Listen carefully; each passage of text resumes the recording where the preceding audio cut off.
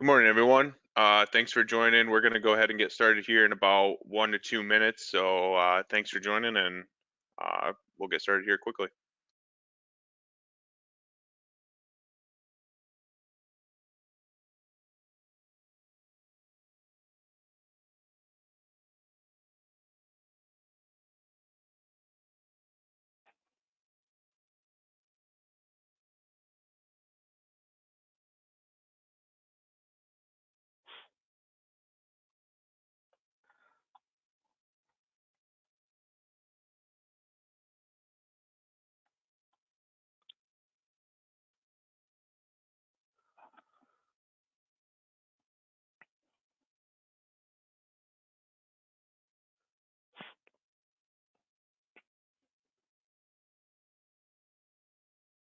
All right, we'll go ahead and get started. Thanks again for joining us today. We have a good presentation from Nick about process and HVAC controls. So I'm going to go ahead and get started with myself. My name is Fred Seiler. I'm here at Clear Result. We're helping kind of facilitate this webinar series. So thank you to anybody that has attended before. And if this is your first time here, welcome. Few housekeeping things. All of our attendees are on mute, so if you do have any questions throughout the presentation, there should be a chat bar to the right hand or left hand side of your screen that says questions or chat. Just throw your questions in there and we'll ask those at the end. We'll also have a recording of the presentation up on the website when we're all done, mienergyconference.com. There's also a chat feature there where you can send us a message and we can get those to Nick or to whoever may be able to help you out with those questions. So feel free to ask questions throughout the presentation and we'll get to them at the end. First thing we want to do is thank all of our sponsors. Obviously, this has been quite a year. We typically do this in person, and our sponsors were lenient enough and kind of partnered with us to put this webinar series together, and we've had really good success with it. So I just want to thank all of our sponsors for continuing to support us and offer this opportunity to the Michigan C&I field. We have Consumers Energy, Semco's Energy Waste Reduction Program, Efficiency United, UPCO, and DTE. So thank you to all of them. And then again, if you attend 2 or more of these webinars, we have today's and then one more next week, you get a free grill kit just to kind of give you that same kind of sense you would get if you came to our conference in the past. So we'll send those around mid-December. Here in about 2 weeks, we'll start sending those around. And yeah, the other thing that I wanted to mention is we have the post-conference survey. So you should be getting an email here next week and then the week after once all the presentations are done. Please be sure to take that. We really want to get some good, valuable information so that we can either do this again next year, make some tweaks, see what the audience, what you guys really want to hear, and what's working, what's not working. So please be sure to fill that out. We'll keep it short. We'll keep it as quick as we can, and yeah. All right. With that, I'm going to hand it over to Nick. Nick is the Director of Service at Control Solutions Incorporated. He has about 19 years of electrical and controls experience, and he has a great presentation today. Thank you. Good morning, everyone. Fred, if you can move, yep, you got it. Process and HVAC controls. Next slide, please. I guess you guys get to see my picture twice today. Sorry about that. Just wanted to give you guys a little background of where I'm at. I've been doing trading programming for quite a while, AX, a little bit of R2, and now N4. N4 Analytics certified. We're starting to incorporate analytics more and more into our projects to make your buildings work for you. Next slide, please. Everyone has heard the saying, you have to spend money to make money. When it comes to process and HVAC controls, the saying should be, you have to spend money to make and save money. In manufacturing, a fully functioning commissioned control system can save you money, excuse me, in energy and increase profits in production. Downtime is minimized and production keeps moving forward. In an office environment, a comfortable, efficient building management system keeps both the employee and facility manager happy. The employee will be more productive, less time to worry about being uncomfortable. facility manager has the peace of mind that the building is running well and can rest easy knowing that they will be notified from the BMS if something is not functioning correctly. Next slide, please.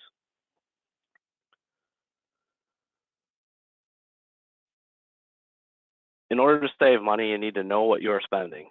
The first thing I recommend to customers is metering your equipment. Yes, you have gas and electric meters on your utilities. However, let's break it down further. Let's break down cost on lighting panels, power panels, production motor control centers. Think about monitoring compressed air. We can alarm compressed air if we know we have a breakdown, city makeup water, and large equipment gas consumption. Once we have appropriate metering in place, we can then start to see where the major consumption takes place. Also, with this knowledge, we can break down costs in the appropriate buckets of the facility. Once the meters are in place, we need a way to view the data we are collecting. We need a graphical user interface that can collect the data and display it in a way we can understand. One great way to do this is through a Niagara-based front end. Next slide, please. A Niagara-based front end will give you unlimited potential in optimizing your building. Niagara will host graphics, trending, alarming, and the analytics you need to keep your building running in top condition. Next slide. What's next? HVAC equipment, process, or comfort are commonly overlooked items in a facility. Preventive maintenance, for the most part, are done. However, we never really know how well equipment is running unless it breaks down. Proper controls and programming give you the ability to monitor trend data and alarm data with your equipment. When a piece of equipment is running correctly, energy is saved and the life cycle of that piece of equipment is lengthened. Next slide, please. What can I control? Short answer, everything. Some examples, next slide, please. Some examples of items that we can control are constant volume rooftop units, makeup air units, air handling units, constant volume and VAV units, VAVs themselves, lighting, security, door access and fire, process water, domestic hot water systems, chilled water systems, generator monitoring and metering, just to name a few. All these systems can be linked together with an open protocol system. What is an open protocol system, you ask? So the very base level of an open system is your protocol. Typically, everyone has heard of BACnet MSTP, BACnet over IP. After your protocol that you choose, you have LAN is also another protocol, Modbus, Johnson Controls proprietary N2. Underneath of that are your field level controllers. This is where your inputs and outputs are wired. Afterwards, you have your programming software, which typically is your first base or your head-end controller. In Niagara world, it's a JACE, soft JACE. From there, you go to your front end, which hosts your graphics, alarming, and trending. Depending on the size of your facility, you may want to look into getting a supervisor platform. That way we have extended memory to host trends and alarming for a longer period of time. A supervisor also supports analytics a lot stronger than a JACE does, just with the memory restrictions. Next slide, please. Here is an example of a network distributing IP connectivity throughout buildings. So at the very top, we have the cloud, which has your mobile apps, and then you have your IP structure underneath of it. Underneath of that IP structure, you can utilize different protocols that you already have in your building, from LANWorks to Modbus to BACnet MSTP. And then you can also have other IP-based controllers after it. IP is becoming the wave of the future. People are leaning towards IP because it is more secure. It can either reside on a facilities network or its own network based on daisy chaining the IP-based controllers together. At that point, you use a router and you only have one gateway back to the customer's network. It can stay completely segregated from there. Next slide, please. This is just more of another example of how we can integrate all existing pieces of equipment with a new BACnet IP type network. Underneath of it, you can see at the top, you can see we have our supervisor in our graphical interface. Underneath of it, you can see we have our IP-based controllers out there. We also have LANWorks that is able to be on this network, BACnet MSTP, Modbus, and even Johnson Controls N2. Next slide, please. Like I said previously, the trend of BMS is to move more towards IP devices. Serial communication is on the decline. 485 has practical and real limitations in data for trend collection. BACnet over MSTP offers no security. LAN talks at a 78 kbaud. BACnet typically a 38.4, 76.8 kbaud, where Ethernet has a 1 gig speed. Next slide, please. So after you decide which direction you want to go and what protocol you want to use, the next step is to bring in your controls contractor. Together, you can create a plan in the direction you would like to head. Do we have variable frequency drives? Whether you use the VFDs for soft start, soft stop, or pressure controlling purposes, this is a great way to preserve motors and save energy. Many times rebates are applicable from your utility provider as well. Outdoor resets on your chilled water and hot water system. Once again, check into these rebates. I think you guys are starting to notice a little bit of a trend here. Demand control ventilation is a great way to keep good air quality in buildings and without having to manually override dampers. Once again, rebates. I guess also demand control ventilation and air quality are very big topics for 2020. Ionization is another opportunity for extra filtration, but demand control ventilation has never been more important than this year. Night setbacks and occupancy schedules keep a building cooler on the weekends and at night when no one is there. And then finally, optimized stop-start is also a great way to conserve energy. Look for those rebates, people. So we have our graphical user interface, field level controllers, integrated piece of equipment, and custom programming. What does it look like?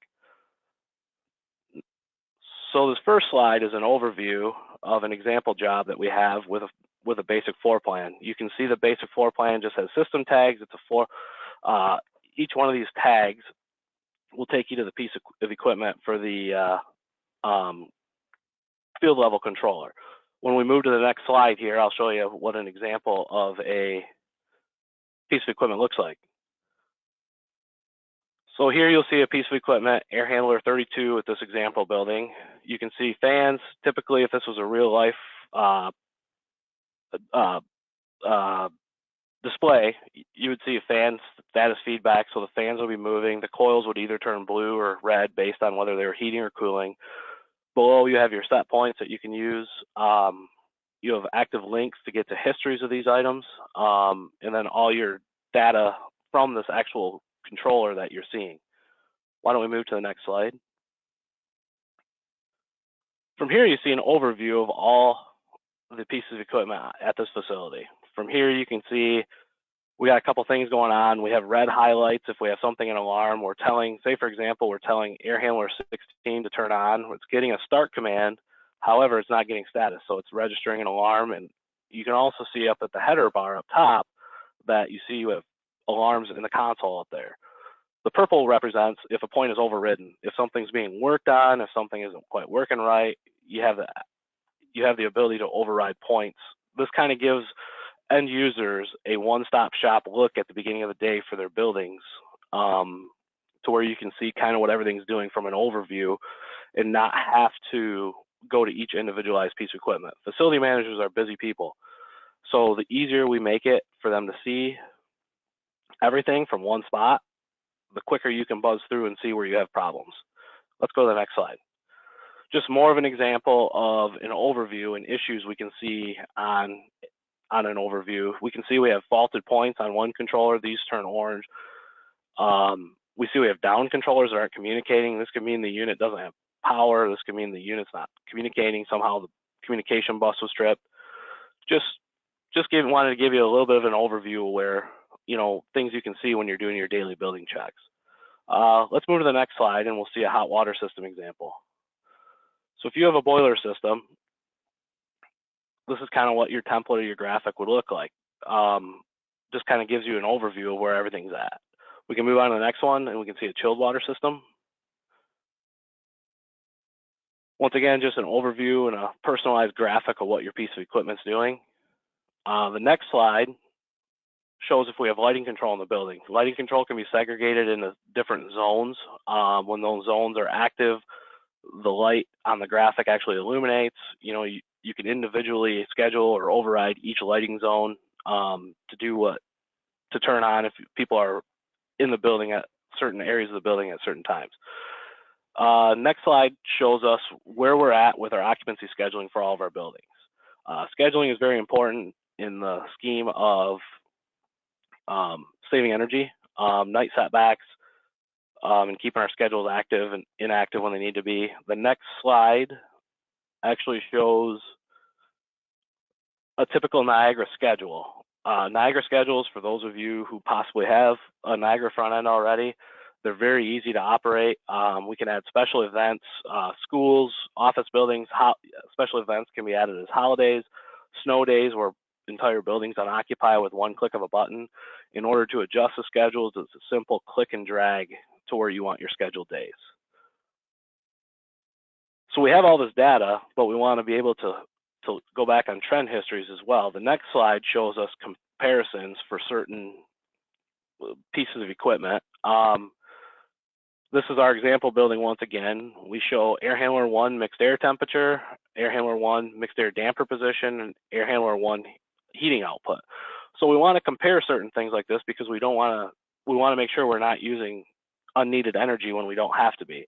So we can see that our heating output is at 0 by the bottom line on the graph. You can see where your mixed air temperature is at by the purple line on the graph, and you can see where your mixed air damper position is at based on what your mixed air position is. You can see the building became occupied. Everything was at 0% as far as your mixed air damper and your heating output at 4 a.m.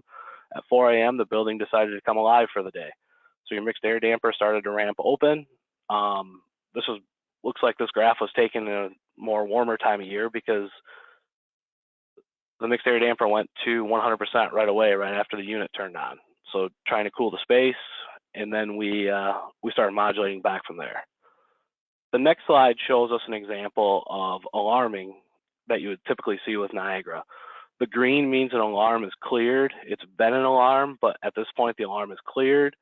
The grayish means that the alarm has been acknowledged, so maybe it's a piece of equipment you haven't gotten to yet, but you can acknowledge the alarm so it doesn't keep sounding, and then you can get to it, and then you can force clear the alarm later. A red bell indicates that the alarm is still in active alarm and the issue needs to be addressed. The one great thing about Tritium front ends is that we also have the ability to email and text alarms. So this is very important to facility managers. You're not always sitting in front of your computer. If you're at home, we can send emails out. We can send text messages if you're away from your desk, if you're out on the plant floor or out on the building floor. These are a great way to notify if a very important alarm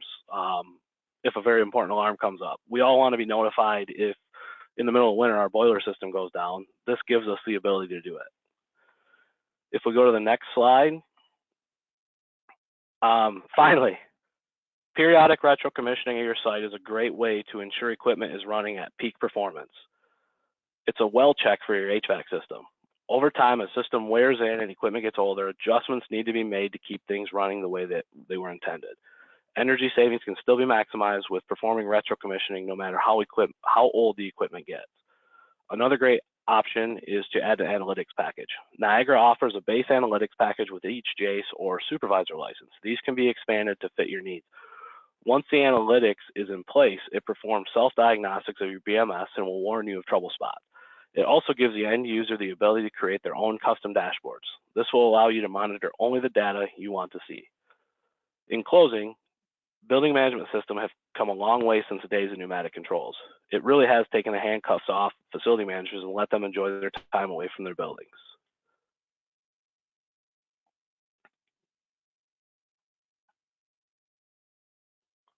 Great, thanks, Nick. We're going to open it up for questions, so feel free to drop your questions in there and let us know.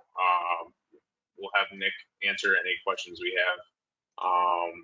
First thing that we want to ask is what kind of savings have you seen, like percentage-wise or on average, in kind of facilitating these projects? It really varies building to building, but savings, once you first do your initial assessment and initial survey of a building, like I mentioned earlier, the biggest cost savings right off the bat, variable frequency drives. Whether we're using them for soft start, soft stop, or we're actually controlling them to pressure dependency, VFDs are a massive savings. It depends on the size of the facility. But this is a first great spot for people to save money. Another good one is that hot water reset. It's a simple, especially in Michigan, it's a simple thing, but you'd be surprised the amount of people that are running their hot water systems at 180 degrees in September. They need the hot water, but they don't have any way to control that hot water system to maintain a lower temperature when the weather is more mild out. We only need a little bit of heat. Why throw the whole heating load at it?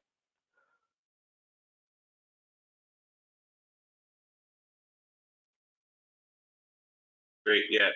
So you talked a lot about rebates with utilities. When in the process would you recommend bringing in a utility, either program energy or energy advisor, or when in that process? Is it right at the front? Is it towards the end? When would you recommend? Bring them in right at the beginning. You want to bring someone in to survey the site right at the beginning. At that point, applications can be submitted. The rebate money can be earmarked. You have a good idea and a good realistic expectation at that point of where you're going to be with your rebates. So it's great to bring them in right at the beginning of the project.